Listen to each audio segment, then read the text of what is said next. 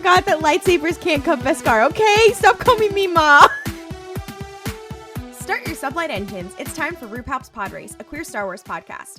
Welcome to our discussion of the 5th episode of The Mandalorian Season 3, The Pirate. My name is Klaudia, my pronouns are she, her, and you can find me on social media at Klaudia Says, K-A-L-U-D-I-A Says. And my Star Wars gender this week is the Mandalorian Talking Hammer. When I tell you, the way I laughed, because at first I was like, oh, he's holding the dark set. Oh, he's holding a hammer. Oh my God, it's the talking hammer. And then he hands it back to her. And I just kept laughing. And then I saw a Tumblr post that was like, this does imply that one time they didn't have the talking hammer and a meeting did end in them throwing hands. So they had to institute the talking hammer. And I think that's really funny. I just think that's hilarious. I'm Jess. My pronouns are they, them. You can find me on social media at Kawaii Jessio. And my gender this week is just Orson Krennic. That's it. I think it'd be funny if you were able to like mark down on forums like what do you identify as, and it's like male, female, non-binary, Orson Krennic. Orson Krennic, yeah. The secret 4th gender. I'm Noah. My pronouns are he, him. You can find me on social media at The Jewish Jedi. And my gender this week is my Zeb-themed fever dream because, and this is lived experience, because basically, for reasons unbeknownst to me, I awoke this morning at like roughly 4 a.m. I don't know why. I was up and I opened my phone and I you know what you do? You open up Twitter and I immediately saw posts about Zeb, like being in the episode. But then I went back to bed. And so when I woke up to like actually get my day started, I fully was like, that was such a weird dream. I don't really know what that was about. Like, that's when I had fully hallucinated the entire experience. So when I watched the episode later, I was like, wait, this was real. Hello, my name is Mel. I use they, them pronouns. You can find me on social media at Melvin Culpa and on TikTok at Grunkle Rex. My gender this week is Axe Woves has broken Moff Gideon out of prison. I hope that's not true. Because here's the problem. I'm really getting worried that it is true. Is the thing. I know that would be extremely funny if that, like, imagine that this is the Axe Woves reveal. They're like, we found Beskar alloy, and it's from Axe Woves. The Woveal? Not the Woveal. It's because, like, yeah, they left him in the bathroom, and he's like, I gotta get my revenge. They can't keep doing this to me. Moff Gideon, I'm here to help you out. This is just like a Pretty Little Liars. No, I do. No, because are you implying that Axe Woves is Mona coded? Am I wrong? Is Axe Woves not kind of Mona coded? Camp Axe? Get in, girls. That's where Cosca is. She got a horrible blowout at Camp Axe and they left her there. And Bo-Katan got hit by a car? Okay, wait. Because Bo-Katan being hit America would help. Anyway, no, I do just like the idea of Axe Woves. And I also love the concept too, like no one at this point in the Star Wars universe is like all that aware of like who he even is. Like they're like, it was Axe Woves. And they're like, who the fuck is Axe Woves? Bo-Katan's like, oh, was that my coworker? Okay, but also, when will Bo-Katan start receiving text messages and it's signed up with A, but the A stands for Axe Woves? Okay, here's the thing though. When it did say Beskar, whatever, I did think, oh my God, if it's Axe Woves, Mel's really gonna win. Like, it was my first thought. Hi, everyone. My name is Ollie. You can find me on social media at OllieFresh. It's fresh to the PH. I use any pronouns. And my gender this week is Wikipedia having to release a statement apologizing for any potential spoilers because they wished me a happy birthday. For reference, March 29th is my birthday. March 29th was the episode of The Mandalorian, The Pirate, in which Garazeb Orrellios graced our screens. I had tweeted at Wikipedia on the 28th, the day before. They had tweeted just Thrawn, and I responded, my birthday is tomorrow. Can you please tweet about Zeb? So, Wikipedia scheduled a tweet for midnight Pacific time, 3 a.m., that just said Zeb. So that tweet posted, and so many people thought Wikipedia was just spoiling the episode because of me, and they had to release a statement that said, this tweet was posted at the request of a fan to celebrate their birthday. It was scheduled well in advance of any new content. This is insane. You have an official real world tie to Zeb. Yeah. Well, and then here's the other thing too. Because of that tweet, a bunch of people were wishing me a happy birthday who I don't know, including the Peter Mayhew Foundation, which said, wishing you the happiest of birthdays at Ollie Fresh. I'm sure old Zeb would agree. CC Blumsview, which is Steve Bloom's Twitter. He's yet to respond, but I'm here waiting. Fun fact, it's my birthday today, and it's the first time we've seen Zeb since the end of Rebels. So I don't know if you guys want to let's get into the episode if you guys are cool with that. I have something else I would like to share. No, I think you should get. I think the purple elephant in the room. I think you should start with that.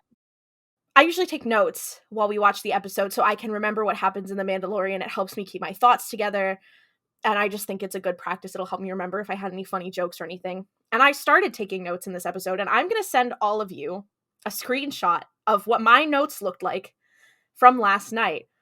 And we will post this on our socials when this episode comes out. My gender this week should have been gory and shart. That's fucking hilarious. So guys, just for reference, my notes say gory and shart. Gory and shot first. The Pirate Nation QQQ. Wear dress S.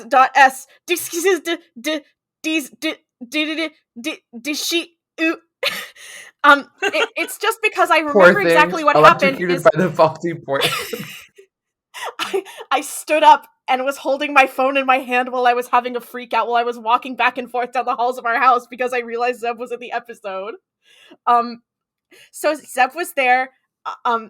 Obviously I'm having some very big emotions right now. How is everyone else feeling? I had a full body experience. My first thought was, oh my god! I didn't process anything he was saying because I was going Zeb, Ollie, Zeb, oh my god, Ollie! And I was like, wait, I missed the scene, shit.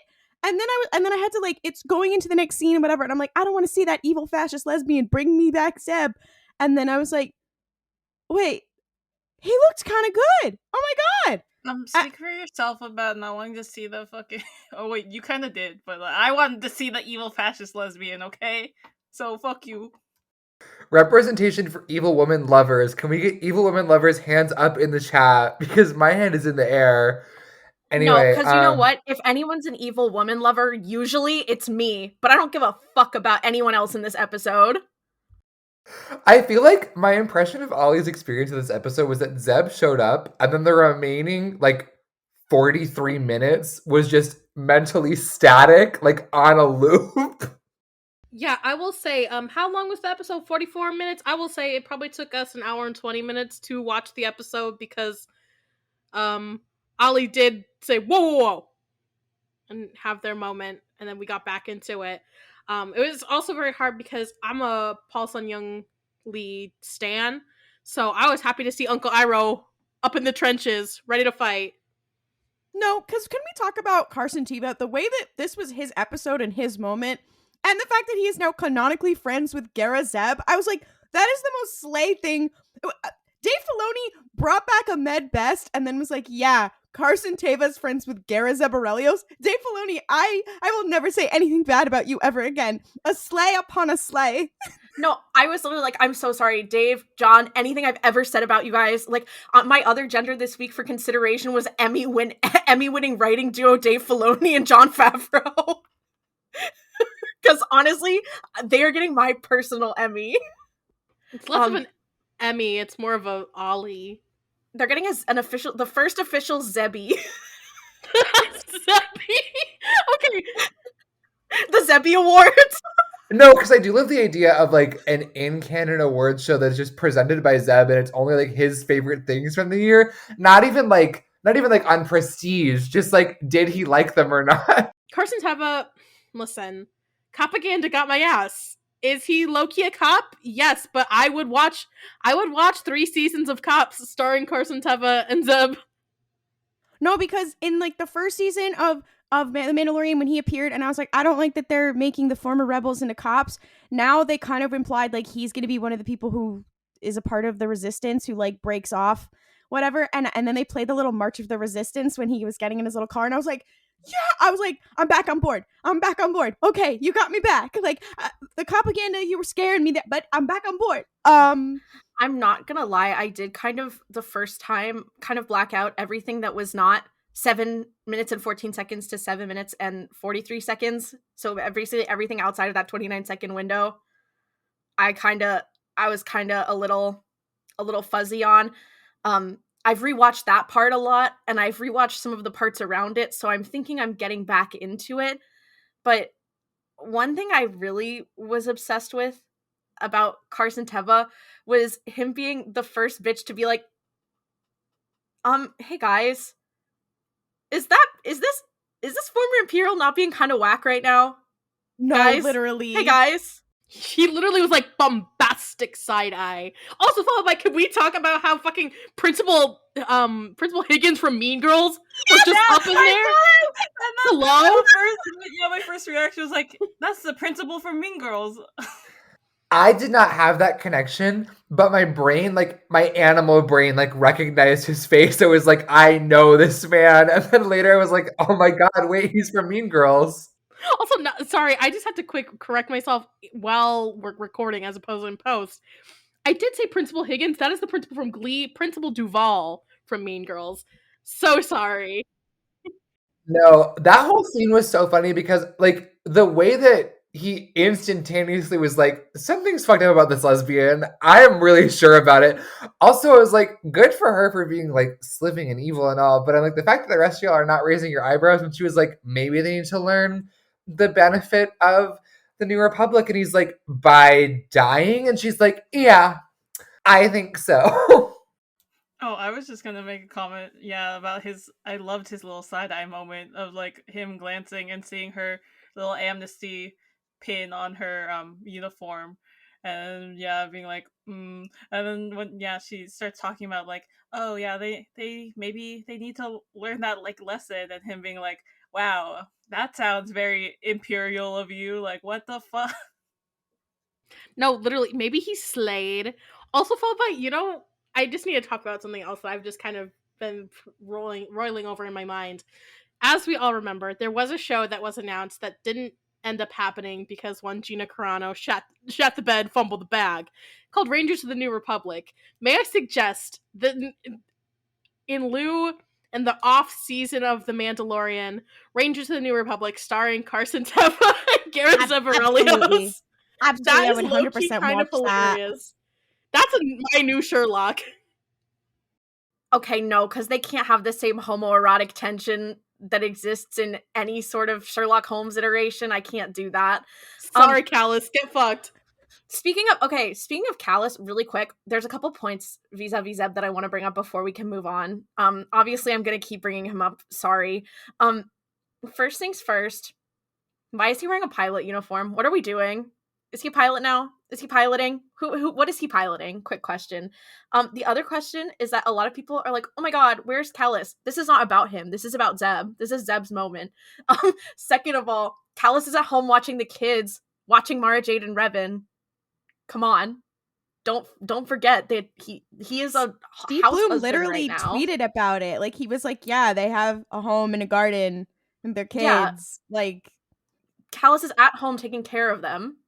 I do think the flying uniform, my headcanon about that is that he doesn't actually like fly anything. He just really wanted a sleigh uniform, and they were like, I mean, I guess like we have this lying around. It's your size. And he's like, sweet, thank you. No, because what's also so funny is Zeb has only ever had one costume change because, you know, in Rebels, I believe after season 2, so season 3, everyone got kind of a redesign where they got a new outfit. I think Hera's was the one that was really changed like the least, but Zeb did not get anything new. It was the same.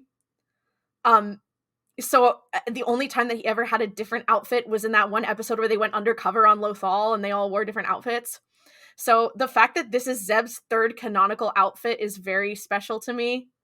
Very crazy to me. Where's the Zeb dress up doll game on StarWars.com? I would love, honestly, they stopped responding to my emails when I asked about it. I do have to say, I don't know if it's powers of prophecy or powers of manifestation. Well, who can guess? But as people may or may not know, I have been in the shits about something that is not Star Wars for a while. And I was just scrolling on Tumblr and I just had a thought. And I was like, you know, I haven't been in the Garazeb tab in a while. It just like came to me. Like as a thing. It's 1 a.m. on whatever last night, which I guess is this morning. And I was like, I'm going to go in the Garazeb tag. I'm like scrolling through and whatever. I'm like, oh, I miss these guys. And then he showed up on the screen. I was like, has Apollo hit me with the dodgeball prophecy? But then I was also like, I know that in Ollie's house, there is a Zeb shrine. And I think Ollie committed like accidental witchcraft. Like I think Ollie and also all of the people on the internet who collectively, I was like, what happened here? Anyways. Babes, it's not accidental. Every night Ollie prays in front of the Zeb shrine. You don't need to out me like that. No, that's a joke, I'm sure. Anyway, that would be funny if I was doing it like in my sleep, like I was sleepwalking to go pray at the Zeb shrine in the night. No, this is a funny thing. In the Wikipedia Discord, people were, because I had tweeted at Wikipedia being like, can you make a post about Zeb tomorrow for my birthday?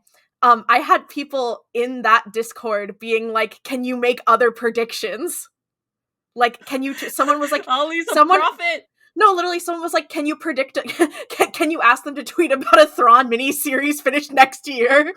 I love the idea that as a result of this, people are like, Ollie is clairvoyant. Like, No, they're able, they're DMing you. Ollie? No, because they're the Oracle of Zeb, first of all. We need to be clear about who's... No, I do love the idea that after this happens, you're gonna get like DM'd on Twitter, people being like, please, do you see this person in the future? I also just say, I tweeted last night, manifesting Sabine Wren, and then we saw Zeb at the beginning of the episode, and then at the end of the episode, they're like, we gotta go find all the other Mandalorians, and I was like, Claudia, I have to interrupt you. Ollie, can you manifest Cobb Vanth? Can you manifest Cobb Vanth? I literally thought that. I was like, okay, so now Ollie has to manifest Cobb Vanth for Noah. We need Axe Woves, Cobb Vanth, Cody, and Thrawn for me.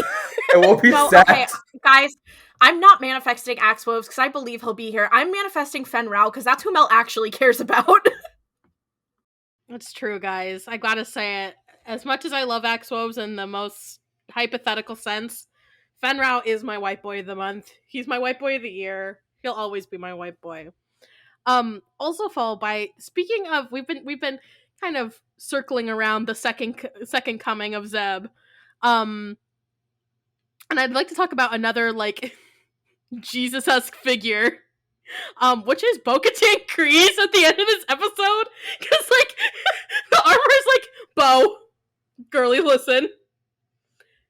You have performed all of the miracles necessary. She's literally like Joan of Arc. She's got the goofy little bob and everything.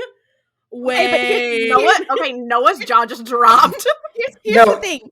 You don't know Joan of Arc like I do. You do not know Joan like I do.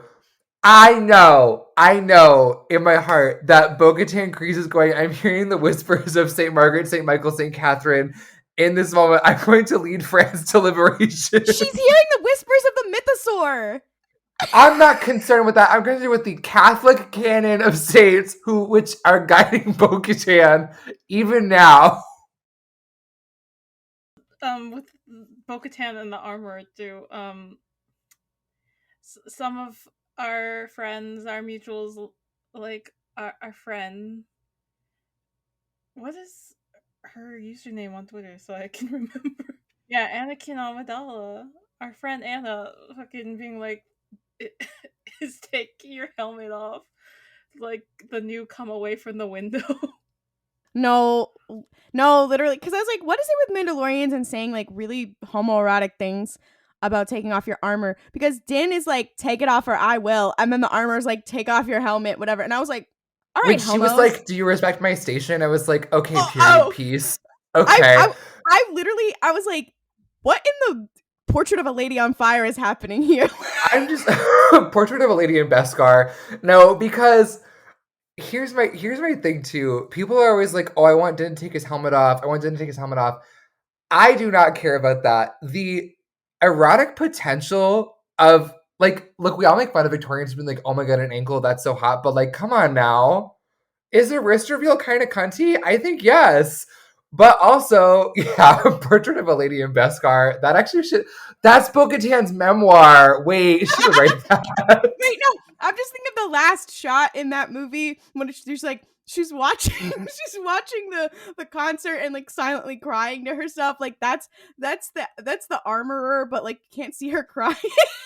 I will say I did like a lot of those scenes. I find it really funny that Bo-Katan has sort of become like Mandalorian Moses, Mando Moshe, if you will, right in time for Passover. Shut the fuck up, because you know what my gender almost was this week? Greef Moses Karga. Wait, no, okay. I see it. He could part the Red Sea. No, as he was taking all the Navarro citizens away from the city, I was like, oh my god, it's just like Moses. And this was is like, oh my just god, the Prince of Egypt. No, because Greef Karga. Also, I was like, well, how come I thought there were more people living on Navarro for real. No, he's like, it's me and my 30 bitches. No, he's like, it's me and my 30 bitches. We have to get out of here. What are you the magistrate of, Greef? Those 30 bitches. To be fair, I think it just was not looking good for everyone else. I mean, you saw that. That makes more sense. That grandpa bartender was still there in the city, and the pirates were being mean to him. They pushed him over. Yeah, I think it was just the people that he could get out, because there was definitely still people. Although I do love the idea that, like, remember when we saw the Mandalorian covert and we were like, how do they have so many people now? Because didn't a bunch of people die? And now we're like, wait, how are there so... I love the idea that in Star Wars, they just don't know how many people. They're just like, we're just assembling a group of people. The numbers, who knows? I will also say, though, when he was like, we need to get everyone to safety away from the ship that's trying to blow up our city, I have an idea. Let's go to flat, exposed, open ground where we're in clear sight of anything in the sky.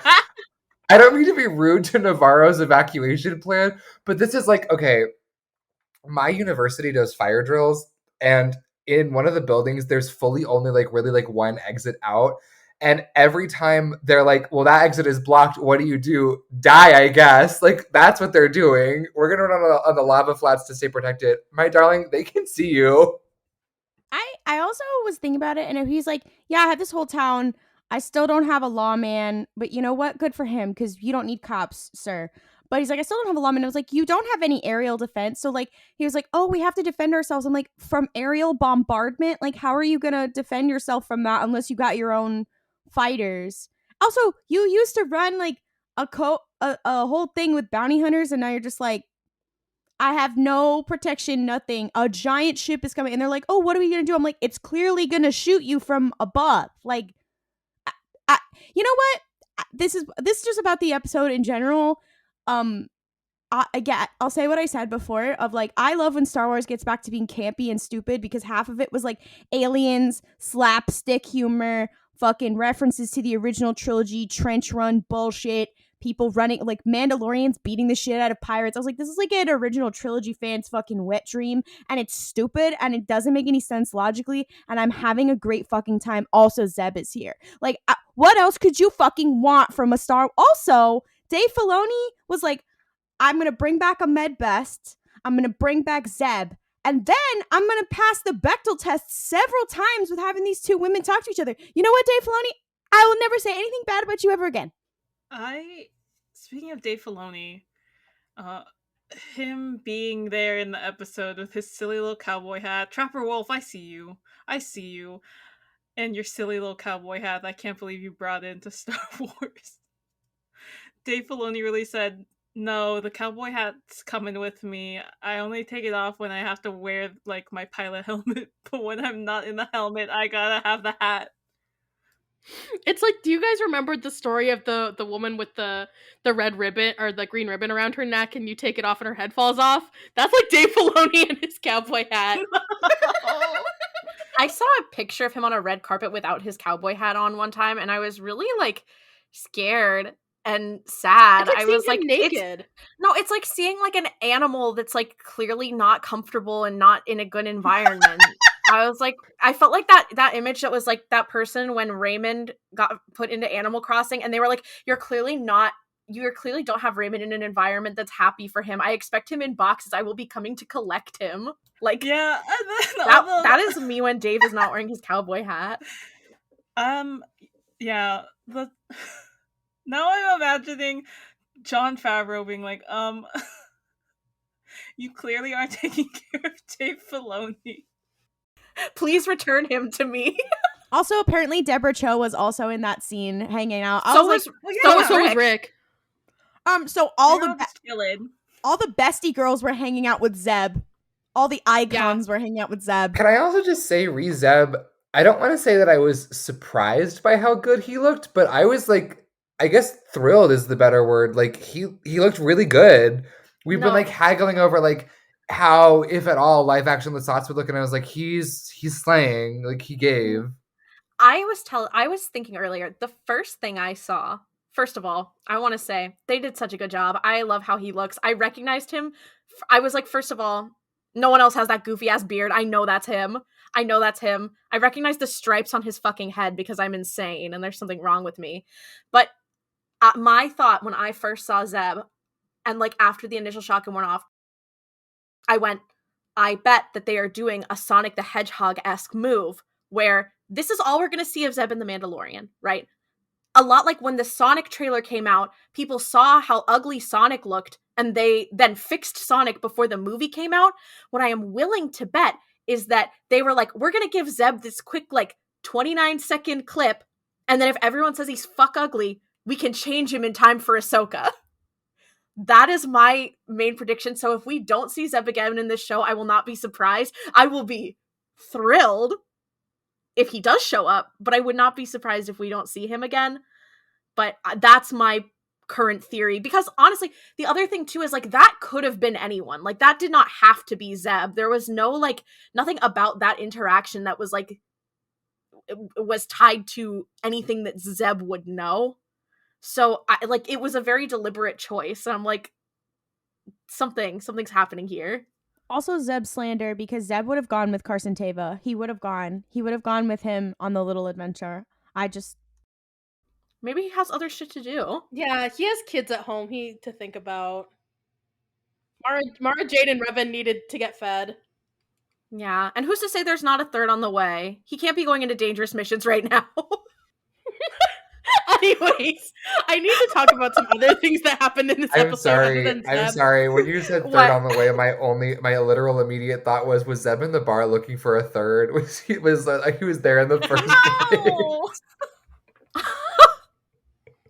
You know, I'm sorry. Anyway, Gregor. So like he's not so true. No, I'm sorry. Really quick, I don't think that we've talked about this enough on this podcast because I think I may have brought it up like once, but I do believe that Gregor and Zeb explored each other's bodies like once, and then they were like, oh, this is just going to be a physical thing, whatever, and then like they don't see each other for a long time, and Zeb and Gregor see each other again, and Gregor's like, oh my god, he has like a new boyfriend who's like young and handsome, and he's like, I have feelings for him still, but like I don't want to hold him back because this clearly makes him really happy. So he just kind of lets him go, and then he pushes Callus out of the way in the series finale of Rebels and takes the shot because he knows that Callus makes Zeb happy. Is this the advanced Zegger lore? Zeb Gregor? Yeah. Yeah, this is guys. I'm telling you guys, like, we can't talk about Zeb too long on this show because all of the things that I have thought over the course of, like, all the years since I've watched Rebels, like, will start flowing out of my mouth like word vomit. Like, I won't be able to stop it. I thought it was really fun that the little monkey lizards were helping out the Mandalorians when they're like about to get, fucking goon squatted by the pirates because they're like focusing on, like, they're like, oh my god, where are the pirates? And the little monkey lizards are like, they made their little squawk noises, like, oh my god, there they are. And then the Mandalorians are like, oh my god, they're gonna ambush us. And I thought that was really funny because I like those little monkey lizards. So true. That entire little sequence was very fun. I enjoyed that Megan the Mandalorian did serve major, massive, gigantic, throbbing cunt. It was so slay. It was very hard. And here's the problem with all of the background Mandalorians, is that I can't really tell. It's like white people facial blindness, but for Mandalorians, where like so many of them have like similar paint jobs. I'm like, I can't keep track of who is who. So everyone is low key Megan, but also everyone is low key JCPenney. So if we're talking about background Mandalorians, okay, Paz Vizsla is not a background Mandalorian, but I did think it was really funny him like gaslighting everybody, doing his little speech, being like, so I hated everybody, and that's why I'll be helping to save. I was like, the drama that he brought to, like, he clearly knew like that was the like turn, like he planned that little dramatic turn, and I was like, I love his little theater kid moment. Anyway. So true. I would like to talk about something in this episode that I think was really cunt and slay. I'm saying cunt a lot. I think this episode is going to be explicit simply because I said throbbing cunt earlier. Anyways, point is, I really liked this episode, not just because of Zeb's presence. That was definitely a very big draw and appeal. I will just say, I just think that Greef and Carson, Peepaw Slay episode is what this felt like. Oh, I thought you were going to say they should kiss. I thought you were going to say that they had explored each other's bodies, and I was like, okay, probably. That is kind of slay too. I love that. I also just liked the parts where like Mandalorians were there. I really enjoyed that. There was once again a kind of like hey guys, we're not a cult moment. With the armor being like, hey Bo-Katan, first of all, you're like the second coming, so like you can take off your helmet. You're cool. You're chill. And also like, I don't know. It's giving. I've been given more information, so opinions that I had earlier can change and did change. The same exact thing happened to Bo-Katan. So all I'm saying is that, guys, it's not a cult. The text keeps on telling you that. We gotta listen. Well, and I also liked too because like I know that some people on Twitter were being like, see, and this is because they are making it up as they go along and it is bad. And I'm like, okay, first of all, that's not how religions work. But second of all, the armorer's like primary, if only goal is to like protect Mandalorians as a group of people. And she's like, look, the most effective way to do that and to get people to like come to us so we can actually be like a functional collective is to embrace that there is more than one way to be a Mandalorian, which is why I also thought it was cool that like when Paz is like, well, she shows her face and the armor is like, yes, that is an option. Hope this helps. Like, I don't know. One thing about orthodoxy that I think is important, especially when you're telling a story about it, is that it is an option. Like it's a choice you can make or not make. And so I like this idea that it's not that the armor is like, well, now we're going to break our own rules. It's more so that she's like, like Mel was saying, like she has more availability to like theoretically explore what it means to be a Mandalorian, which I think is very sliving. Also, because it's very homoerotic, but that's separate from my analysis of how textually this is approaching Orthodox religiosity. And yeah, it's not a cult. Some people were like, oh, it's a cult because she's like reinforcing the ideals. And I'm like, that is not how that works. This is not what that is. I also kept getting really annoyed by seeing all the jokes and the memes of like Din Djarin being like, hey, I had to do all these things, whatever. And I'm like, that's because it's a choice. That's because Din wants to. When she said in the Book of Boba Fett and whatever, and she's like, all right, well, you're an apostate now. She's not saying like, we hate you, whatever. I mean, Paz Vizsla wanted to beat his ass, but that's because the Darksaber was there, whatever. She's not saying like, we hate you, you're bad, whatever. She's like, okay, well, you're not a part of our thing anymore, whatever. She's just like, these are the facts. And he chooses to basically try to do the impossible, which is find Mandal according to what they know, because it's his choice. It's his choice to follow the rules. And her whole thing with Bo-Katan is like, it wasn't really like when she originally, it wasn't really her choice. And she goes, okay, well, you, by both choice and also circumstance, with all the complicated shit you've been through, you don't walk the same way that we do. So symbolically, like, it's like you didn't really, to me it's symbolic of like when she says to her, you know, did you take your helmet off? She's like, well, no. And it's kind of an accident. It's not a choice. And Din, when he took his helmet off, it was a choice. And then when he did all this stuff to get back, it was a choice. And then when the armorer talks to Bo-Katan, she's like, you know what? That wasn't your choice. What we do is a choice. And that's the whole thing. Anyways, it's not a cult. If you want to learn about what an actual cult looks like in Star Wars, go fucking read The High Republic Phase 2, The Path of the Open Hand. Please, God, learn and a religious associated one, and also meet characters with religious trauma concerning them. Shout out to Zine Marala. Then go read it. If you have Christian religious trauma associated with fucking, especially fundamentalist Christianity and cults and shit like that, go read The High Republic. Go look at The Path of the Open Hand. Go study Zine Marala. Read the Star Wars adventures. I will be taking no more slander from the Mandalorians. Also, I did love the parallels with kind of a similar scene in Rebels when Sabine gives her the Darksaber and she's uniting all the groups. And for me, the symbolism there was like, at that time, she thought she could do it and the Empire beat her ass down.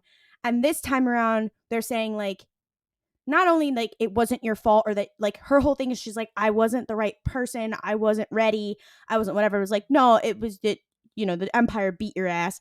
That nobody could have been ready. But it's also that like that was the right choice. Uniting people across their different clans, across their different beliefs, was the right choice, and we're giving you another chance.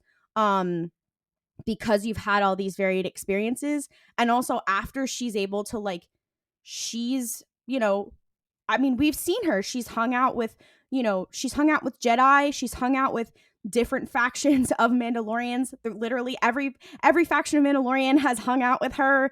She's hung out with, and now she's hung out with the Children of the Watch. She's guided Din along his way or whatever. And like, they keep showing that. I did think at the end of the episode that they were going to have her challenge Din for the Darksaber.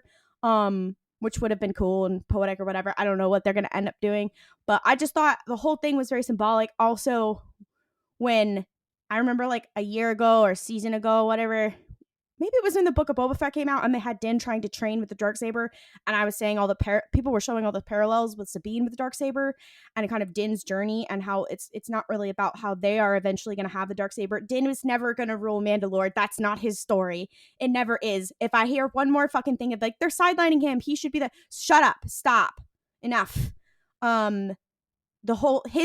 It's literally Dave Filoni going, hi, it's Sabine Wren 2, but Electric Boogaloo. And now he's basically doing Rebels 2 Electric Boogaloo with that same fucking scene with Bo-Katan. Anyways, if they don't show Sabine Wren next, I'm going to fucking kill someone and I'm going to call it homophobic. Anyways. Getting to see Bo-Katan's like face in that scene, it did remind me quite a lot of Rebels. And I just, damn, Katie Sackhoff, she's giving. Also, can we talk about the fucking end of the episode? Moff Gideon. Girl, if Axe Woe saved your ass, this is gonna be so embarrassing for me, TikTok user Grunkle Rex, as the person who has supported you through thick and thin, for you to turn your back on me and on everyone. We were all rooting for you, you stanky bitch. First of all, I loved that scene just because, like, it had, like, a horror-y vibe to it for a second. Like, I was kind of on edge. I was like, please tell me, like, nothing bad happens here. But yeah, the idea that Axe Woves busted Moff Gideon out of prison, that is beyond fucking funny to me. If that's, like, what has happened, I'll be giggling and laughing till the end of time. No, and the fact that he left behind a freaking, Beskar kidney stone in the wall, like... I I will say, I will throw my hand in the ring. I had this concept, because I don't know if it's Axe Wolves. I think it'd be fucking hilarious if it was. But what I thought, my first instinct, I don't know how true this is, but what if I was like in the flashbacks, not the flashbacks, I'm sorry, in the recap. There's the scene from Book of Boba Fett where they're like, oh, where like Paz Vizsla is clearly like, oh, well, they're gonna show Moff Gideon Republic justice, but it's not like actual justice for what he did to us. And then there's also the part where they're asking Din, like, oh, did you kill him? And he's like, no. And I had the thought, wouldn't it be fucked up if, I don't think this is gonna happen, but if it does, I predicted it, the covert kidnapped Moff Gideon to be like, you're also the true holder of the Darksaber because Din didn't like kill you, and then they're gonna be like, Bo-Katan, kill his ass. My thing when I was watching that as well, I was like, wait a minute, how did ostensibly Axe Wolves get him out of the ship? And so for a brief moment in time, I entertained the fantasy that he didn't like think about the fact that he would not also have a pressurized spacesuit. So he like just drags Moff Gideon's frozen, desiccated corpse out and is like, fuck, what do I do with this? And he like brings it to the ship. He's like, maybe he'll just like warm up. I don't know. Like, I'll figure it out. So he just has like this like Moff Gideon sickle like in his ship and is like, I don't know what to do with this. I'm just imagining the scene in The Last Jedi where Leia like flies. It's that, but it's got Moff Gideon. Additionally, you know what I also was thinking about? I don't know why I was like, Axe Wolves is force sensitive. It's like, and that's how the Beskar gets there. Also followed by, additionally, I feel like it also could be just like, not a red herring, but it could also be something of like, essentially the hidden empire, not the hidden empire, sorry, Kira. But like the First Order, what is it? Ray Sloan is like, I'm committing crimes, I'm framing the Mandalorians. At this point, I do believe they're called Imperial Remnants. Bitch asses. Bitch asses. I will also say my first thought was Fenn Rau, and then I was like, why would Fenn Rau do that? Fenn Rau would Fenn Rau's never. like, no, he's like, I think I've seen this film before. I've been a prisoner before. I'm getting you out. Prison abolitionist Fenn Rau. Okay, I do think it's important that we do touch on the context in which a Mandalorian might want to bust him out of prison, because here's the thing. I think that there is a good. I think it's interesting to consider that perhaps the Mandalorians are being framed. However, I also think that it is important to consider Moff Gideon did some very fun attempted genocide to them. So I'm kind of like, you know what? If a Mandalorian broke him out and is going to show him Mandalorian justice, real, so true. I can't be mad. What if it's Sabine Wren and she's actually like, I'm actually going to beat his ass personally. Oh, she's So like, true. Ahsoka, hold on. We have to pause the field trip for Ezra. I gotta go beat his ass. She brought him home to go like hang out with with Ursa and Tristan and Ulrich, and they're like, we're gonna beat the fuck out of you. Okay, no, this is completely off the topic that we were talking about, but I do want to mention it. I would like to thank Greef Karga for solving the Mandalorian refugee crisis. He said, first of all, he could have fixed this problem a while ago, but Din was like too proud to be like, okay.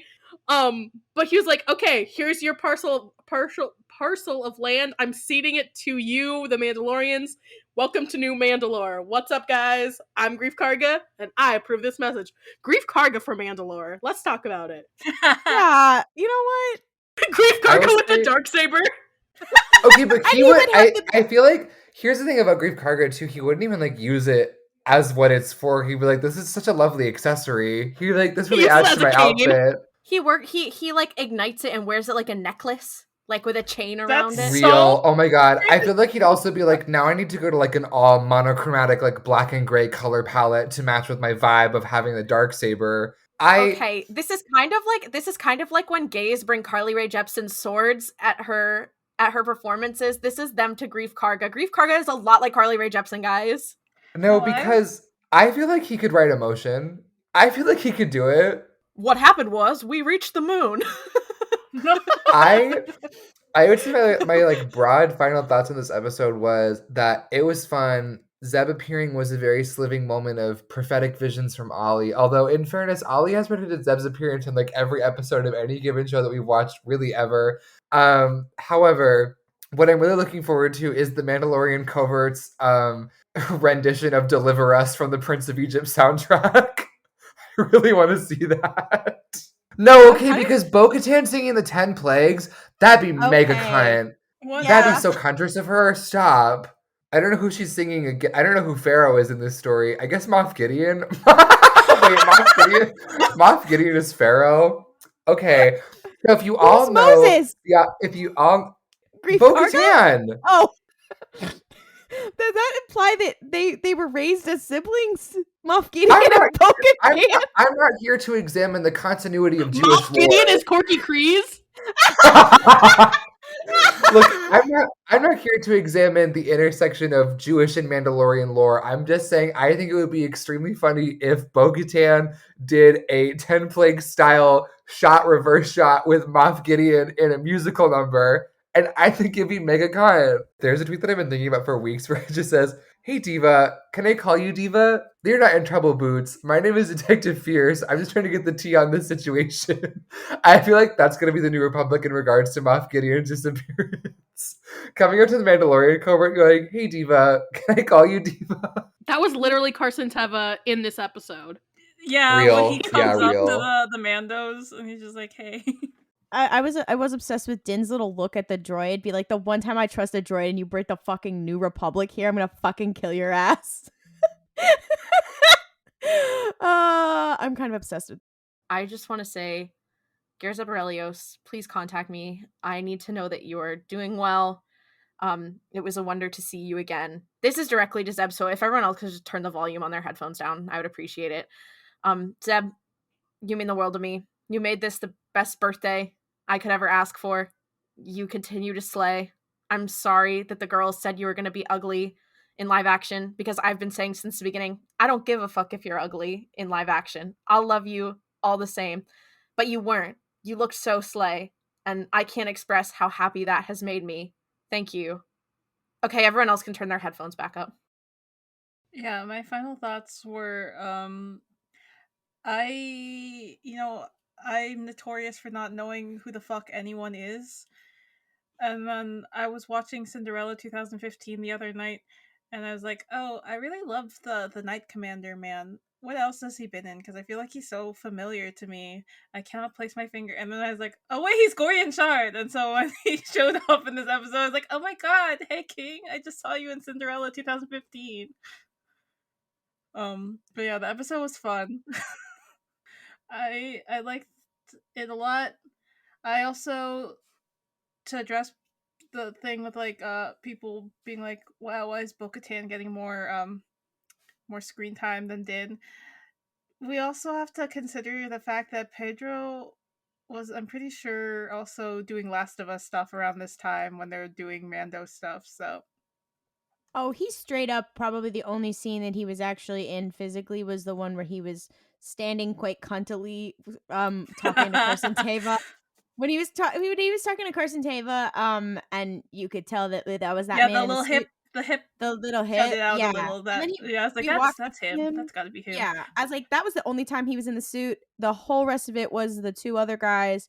And then he just did the ADR later when he was done with The Last of Us. I also quite enjoyed, when the armorer and Bo-Katan are coming back and Bo-Katan doesn't have her helmet on, and all the Mandos are like turning to look like, oh my god, she doesn't have her helmet on. Just like the double takes, like, what? That gave. It's like in a teen rom-com type movie when the girl like takes off her glasses and like swishes her hair back and forth and walks down the stairs. I feel like this was Bo-Katan in her You Belong With Me music video era. Alternatively, have y'all seen Easy A with Emma Stone? Yes! When will they do that in The Mandalorian? Low-key, in this fight, Din's ship looked like an IUD. No, why would you say that? Listen, Mel mentioned this to me before we came to record, and I was like, yeah, that's Din Djarin. Din Djarin has a Beskar IUD. What about it? It matches his ship. Fuck the copper IUD. I got a Beskar one. And his ass is not getting pregnant. That's true, yeah. Not for lack of Good trying. for him. Yeah, him and Cobb Vanth really... Are you... No, because... Trying to give Grogu a sibling? No. What are you saying? Because how come when I make a joke about Zeb being pregnant earlier, it's not funny and everyone boos, and now it's funny when you guys talk about Din Djarin? Callus is the one getting pregnant, not Zeb. Shut the fuck up, Klaudia. You don't know anything.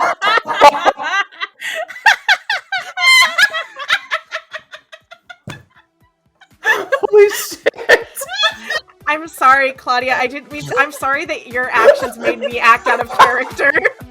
I don't think I've ever seen Ollie that mad in my entire life. You were like, put your face down. Shut the fuck up, Klaudia. Holy shit.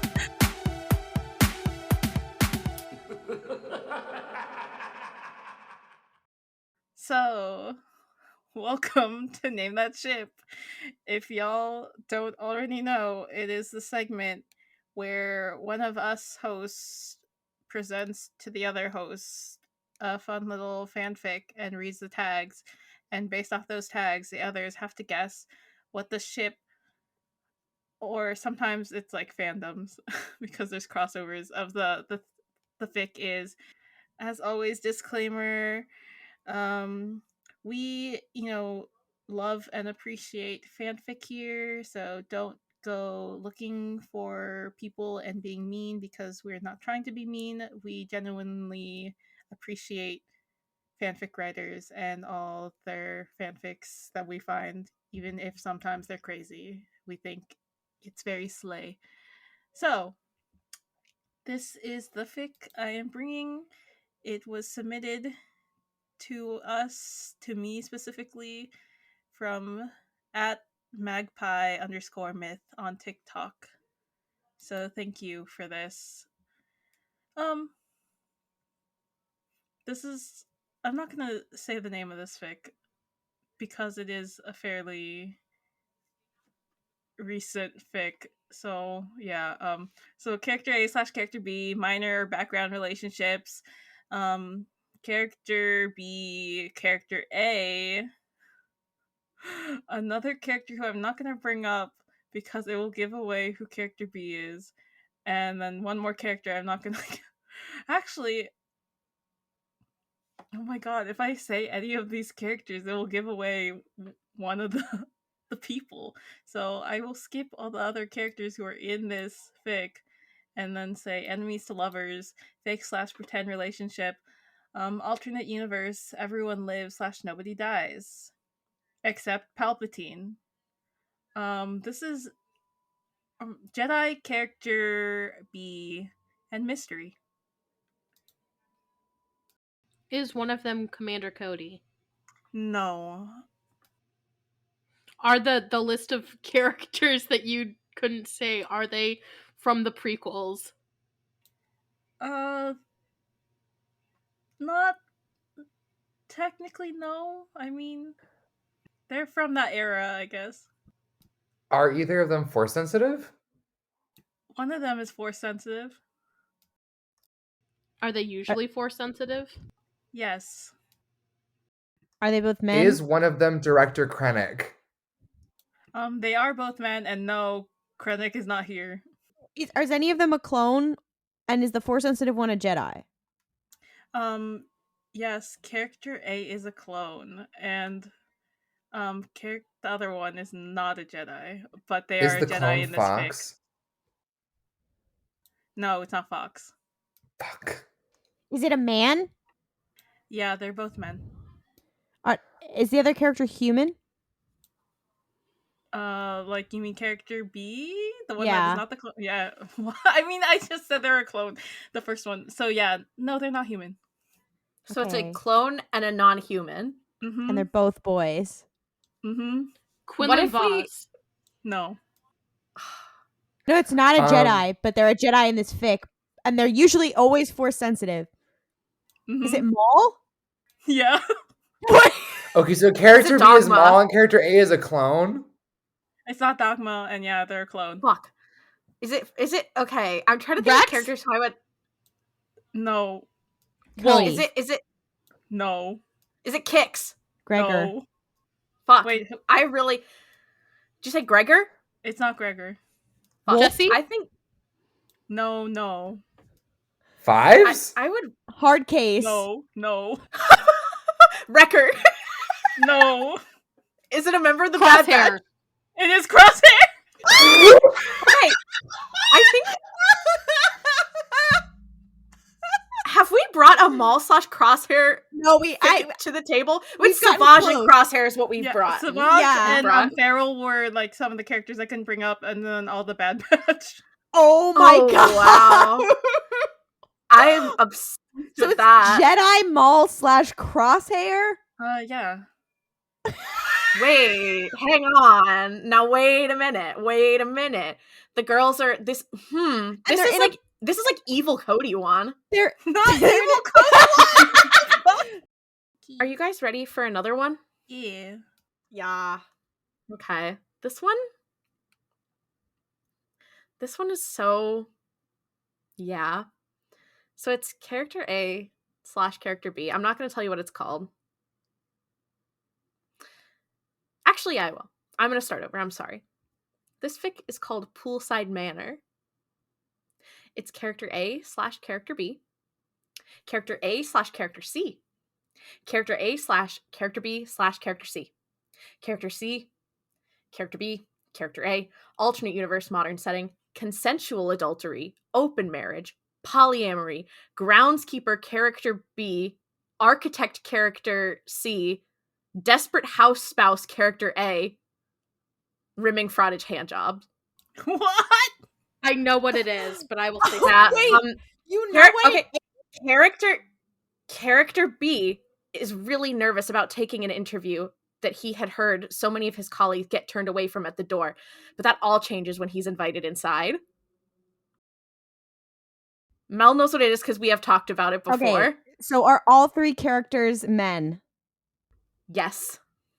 Are any of them Force sensitive in universe? No. In the Star Wars universe? Yeah, I understand. No. Okay, so there's no Jedi, no Force users. No Jedi. No Any Force Or users. any of them Clones. clones. No clones. Are these from before or after the rebellion? Like during.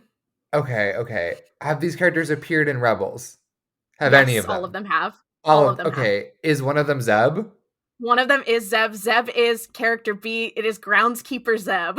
Okay, is one of Zeb them is the one who Callus? is Zeb is going in for the job interview. Callus is the desperate house spouse. So Callus is that. married to character C, and Zeb shows up. So Callus is married to a different character, and then they all have a threesome. Zeb is cucking? Is one Thrawn. Basically, yeah.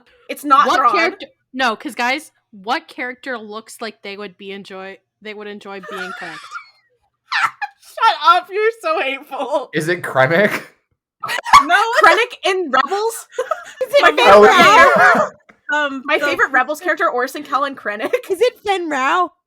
It is Fenn Rao. I What the remember this. I fuck? remember. Yeah, being so there this when is- you so guys this found is- this. Yeah, so this is Kalish / Zeb. Kalish / Fenn Rao. Kalish / Zeb / Fenn Rao. Groundskeeper Zeb. Architect Fenn Rao. Desperate house spouse Kalish. Basically, Zeb shows up for an interview to be their groundskeeper, and then they're like, "Oh my god, come in." They're like, I'm- oh my god, we really like your vibe. Do you want to be No, our it's third?" Zeb, why is Yeah. your taste white boys? No, literally, I'm like, get Wow. out of here. Yeah, this is just I've been sitting on this ship, and here's the other thing. There's like, how many ships? There are 4 works in the Kalish / Zeb / Fenn Rao tag. Holy, is it all from the same person? No, Whoa! it's actually 3 different people. This You tag's know off what? and off. Good for them. But also, Yeah, how about compared to how many fics are there for Zeb and Gregor? Not a lot. I've read all of them. Wow. That says a lot about society. Thank you so much for joining us this week for the Ollie celebratory episode of RuPaul's Pod Race, otherwise as Zebpalp's Pod Race. No. RuPaul's Zeb Race. Thank you very much. Yeah, that's what it should be. Our episodes drop every Sunday while The Mandalorian is airing. And for updates, Star Wars news, our reactions to the High Republic Phase 2, and more cursed shit, you can follow us on social media at RuPaul's Pod Race. We are on Twitter, Tumblr, TikTok, Instagram. We do have a Facebook page if you tend to use that. I always forget to mention that. If you want to ask us a question, you can send it to our TikTok Q&A, our Tumblr Ask Box, or you can email us at brewpalpspodrace@gmail.com. Also, if you'd like to submit a fan fiction for us to do name that ship, we may or may not do it, but we have a form that we put in our show notes every week that you can submit a fic if you find something fun or yas and slay. If you really love the show, please rate and review it on whatever podcast app you use. That means Apple Podcasts, Podchaser, Spotify, Overcast. Spotify now has fun features where you can make comments, apparently. And also tell a friend who might be interested in it, like an MLM, and it really helps us out. May the force be with you, and don't kriff it up. Waka waka. Waka.